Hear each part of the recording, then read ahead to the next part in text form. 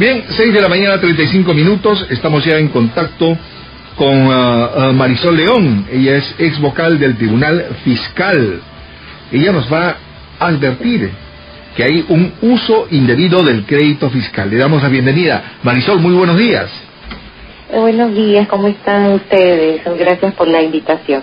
Nos preocupa este tema, que hay un uso indebido del crédito fiscal. Hay uso de facturas falsas. Bueno, cuéntenos cómo se está dando esto. Sí, efectivamente la Administración Tributaria está muy preocupada porque hay aproximadamente unos 4.300 millones de soles anuales que se dejan de recaudar por IGB, y es porque hay malos manejos por parte de algunos empresarios que por dejar de pagar el IGB que le corresponde pagar al fisco, pues entra a realizar operaciones que, mejor dicho, nunca se han realizado, y que quieren con esto pues minimizar el pago de ese IGB, apropiarse de ese IGB, que acuérdense que se nos traslada a los clientes en las operaciones de venta y compra, y en ese sentido terminan cometiendo una defraudación al Estado, ¿no? Entonces hay empresas que se prestan para estas operaciones, y es toda una organización en la que no solamente podríamos estar hablando de casos aislados, porque la Administración Tributaria ha determinado que aproximadamente se deja de recaudar el 32% de lo que pretende recaudar año a año, ¿no? Correcto. Ahora, no solamente que se hace mal manejo del crédito fiscal, también hay empresas que simplemente no le dan la boleta, no le dan la factura. También aquí hay una evasión. Sí. Lo que sucede es que recordemos que hay un trabajo más profundo que hacer.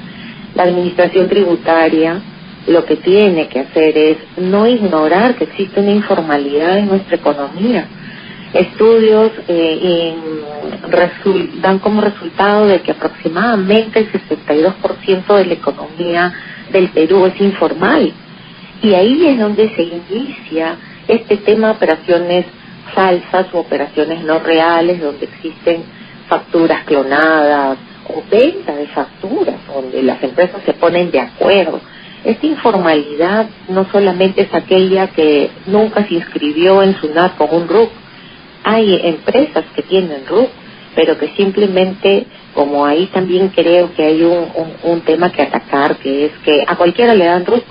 No es como en otros países donde nos filtran, nos hacen preguntas, piden sustentos de en qué lugar voy a operar, quién es el garante para el local en el que voy a funcionar, etcétera. Hay un problema ahí en el inicio, ya que cualquiera se inscribe, tiene RUC. La informalidad entonces no solamente está por aquella empresa que hace negocios al margen de la ley, sino también el que tiene RUC. Solamente se creó para hacer esto, no tienen fondos de operaciones y luego desaparecen. Entonces sí hay un tema importante que atacar, porque este es el origen. Lo otro es, aparte de la informalidad que tiene que atacar SUNAT, y que no es un mal menor, es un mal muy profundo. Sé que es una tarea a largo plazo, sé que ellos siempre están pensando en corto plazo, la recaudación, cumplir con la meta, pero este es un trabajo de investigación y fiscalización que no se puede dejar de hacer. Hay empresas que están a la interna ya con RUC, y sin embargo se constituyen, realizan la operación falsa. Además, se incluyen en algún régimen de estos regímenes especiales, tipo régimen especial de renta, o de repente también están camuflados bajo un RUF, y donde saben que el riesgo de que llegue SUNAT en fiscalizaciones es mínimo, y eso también hace que se aproveche esta situación, ¿no? O sea, lo que necesitamos aquí es mayor esfuerzo por parte de la SUNAT para fiscalizar a estas empresas, porque a veces vemos que solamente hay bodeguitas pequeñas a las que cierran por no haber dado una factura o una boleta. Así es, la fiscalización tiene que ser profunda. Nosotros siempre invocamos a la administración cuando tenemos la oportunidad de conversar con ellos. En nuestro papel, por ejemplo, en Quantum Consultores, en la empresa que dirijo, cuando salí del Tribunal Fiscal, he tenido la oportunidad de tener reuniones con la Administración Tributaria, presentando propuestas o proyectos, o también en algunos gremios empresariales donde participo en las comisiones tributarias. Hemos dicho siempre a la administración tributaria que ellos no pueden hacer un trabajo de escritorio o irse a lo fácil. Hay un trabajo complejo alrededor solamente de la sede central. Todos somos testigos de que se mueven millones de soles en efectivo, no se entregan facturas, y estoy hablando pues, que me perdonen nuestros amigos de los campos feriales, pero ahí tienen alrededor las Malvinas, polvos azules, Grau y temas más informales aún como el hueco, y son cientos de miles, y si no decimos millones, que se manejan en efectivo. Entonces hay una labor de educación en primer lugar, una labor de simplificar los regímenes que también son complejos, pero sobre todo de generar el riesgo, que el cliente, el contribuyente sepa que si hace algo malo, SUNAT va a llegar, lo va a sancionar, y por qué no, si comete ese tipo de delitos, sancionar drásticamente. La ley está dada, la ley penal tributaria, pero lamentablemente no hay ejemplos que salgan a la luz donde estas empresas pues digan, ay, tengo un riesgo muy alto, puedo terminar preso, porque efectivamente esto es un delito en el que pueden terminar presos. Sí, ¿cuál es ese riesgo? Pero es bueno advertirles ya, ¿cuál es el tiempo de prisión que se da por el uso de facturas falsas, omisión de facturas? ¿Cuál es la prisión? Existe la ley penal tributaria, el decreto legislativo 813, donde se dice que será reprimido con pena privativa de la libertad no menor de 5 años ni mayor de 8 años el que confeccione, obtenga, venda, facilite comprobantes de pago, guías de remisión, notas de crédito o débito para cometer o posibilitar la comisión de esos delitos tributarios. O sea, la ley existe.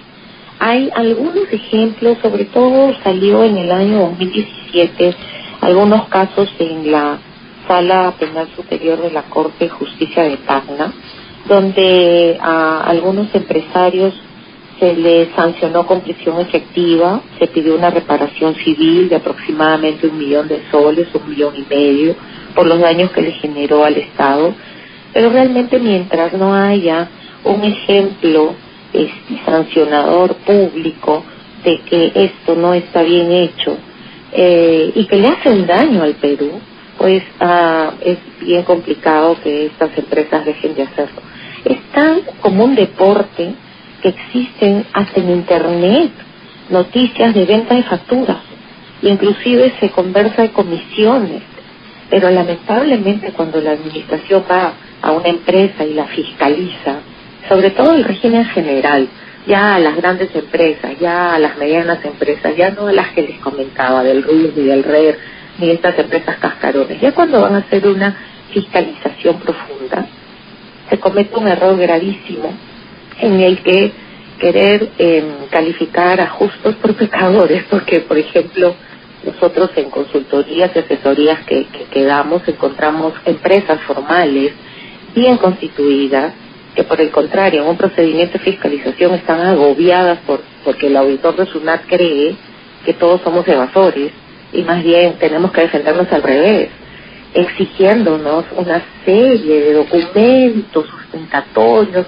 fehacientes porque parten de la premisa de que todas las operaciones son no reales.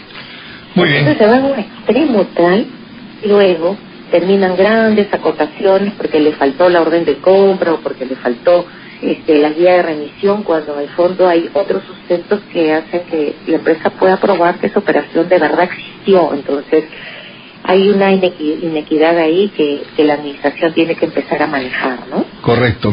Entonces un poquito más de energía a la SUNAT. Queremos agradecer a la ex vocal del Tribunal Fiscal, Marisol León, que nos ha acompañado en estos minutos. Gracias por este contacto con Radio Nacional. Muy amable, gracias por la invitación. Acompañado en estos minutos. Gracias por este contacto con Radio Nacional. Muy amable, gracias por la invitación. Acompañado en estos minutos. Gracias por este contacto con Radio Nacional.